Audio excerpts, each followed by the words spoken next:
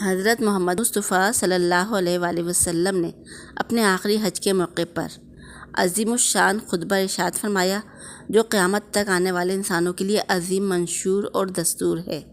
9 ذی الحج کو میدان عرفات میں آپ نے ارشاد فرمایا کہ اللہ پاک کی حمد و ثنا کے بعد آپ صلی اللہ علیہ وسلم نے ارشاد فرمایا کہ لوگو میری بات غور سے سنو، میرا خیال ہے کہ اس سال کے بعد اس جگہ پر تم سے نہ مل سکوں اور نہ اس سال کے بعد حج کر سکوں۔ لوگو اللہ تعالیٰ فرماتے ہیں کہ ہم نے تم کو ایک مرد اور ایک عورت سے پیدا کیا ہے اور تمہارے بہت سے قبیلے اور خاندان بنا دیے ہیں تاکہ تم پہچانے جا سکو، یعنی ایک دوسرے کو شناخت کر سکو، اور اللہ تعالیٰ کے نزدیک تم میں سے زیادہ عزت والا وہ ہے جو زیادہ پرہیزگار ہے۔ کسی عربی کو اجمی پر اور اجمی کو عربی پر کوئی فضیلت اور برتری نہیں ہے، اور نہ کسی گورے کو کالے پر اور کو گورے پر کوئی فضیلت یا برتری ہے، صرف پرہیزگاری کی بنیاد پر فضیلت حاصل ہے۔ تم سب آدم علیہ السلام کی اولاد ہو اور آدم علیہ السلام مٹی سے پیدا کیے گئے ہیں۔ اس کے بعد آپ نے فرمایا کہ بیت اللہ کی نگرانی اور حاجیوں کو پانی پلانے کی خدمت حسب دستور ملے گی۔ پھر اہل قریش کو مخاطب کر کے فرمایا کہ ایک گروہ قریش قیامت کے دن ایسا نہ ہو کہ تم دنیا کا بوجھ اپنی گردنوں پر اٹھاتے ہوئے آؤ اور لوگ آخرت کا سامان لے کر آئیں۔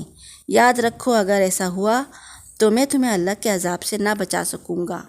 لوگوں تمہارے خون یعنی جانیں، تمہارے اموال اور تمہاری عزت و آبرو قیامت تک ایک دوسرے پر حرام ہے۔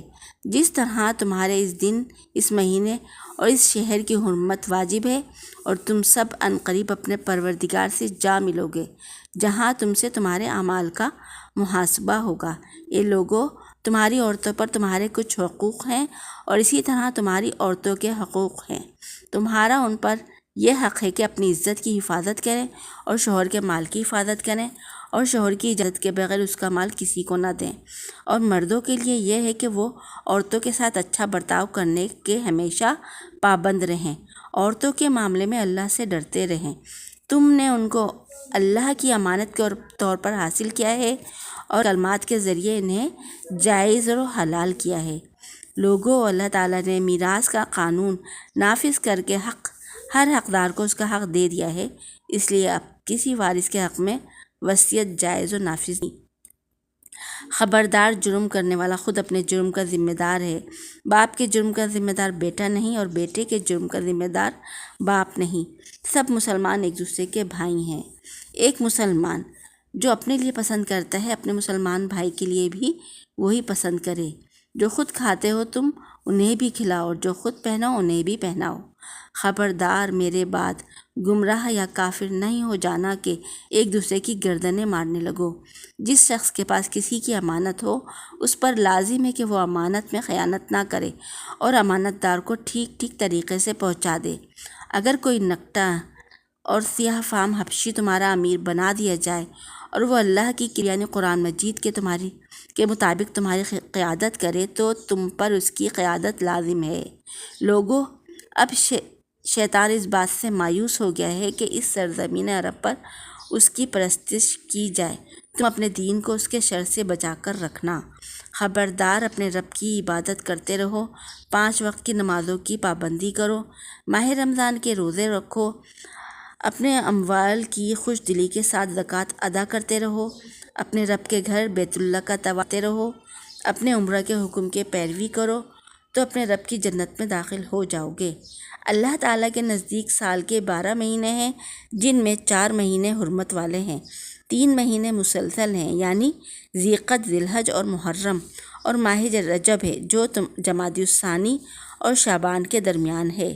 خبردار، جو لوگ یہاں موجود ہیں وہ میری باتیں ان لوگوں تک پہنچا دیں جو یہاں موجود نہیں ہیں۔ تم لوگوں سے میرے متعلق پوچھا جائے گا، بتاؤ تم میرے بارے میں کیا کہو گے؟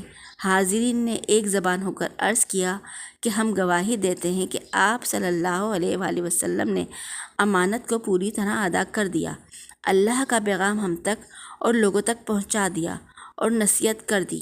پھر رسول اللہ صلی اللہ علیہ وآلہ وسلم نے 3 مرتبہ ارشاد فرمایا کہ اے اللہ تو گواہ رہنا، اے اللہ تو گواہ رہنا، اے اللہ تو گواہ رہنا۔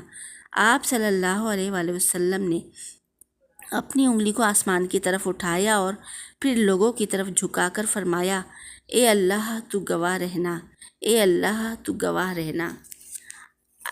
اب آپ کا فرض ہے کہ آپ میری اس ویڈیو کو زیادہ سے زیادہ شیئر کریں تاکہ حضرت محمد صلی اللہ علیہ وسلم کی یہ امانت ہر انسان کے پاس پہنچ جائے اور وہ اللہ کے راستے پر، اللہ کی دین کے راستے پر چلے اور اللہ تعالیٰ کی احکامات کی پیروی کرے۔ اللہ آپ کا اور ہم سب کا حامی و ناصر ہو۔ اللہ حافظ، اللہ نگہبان۔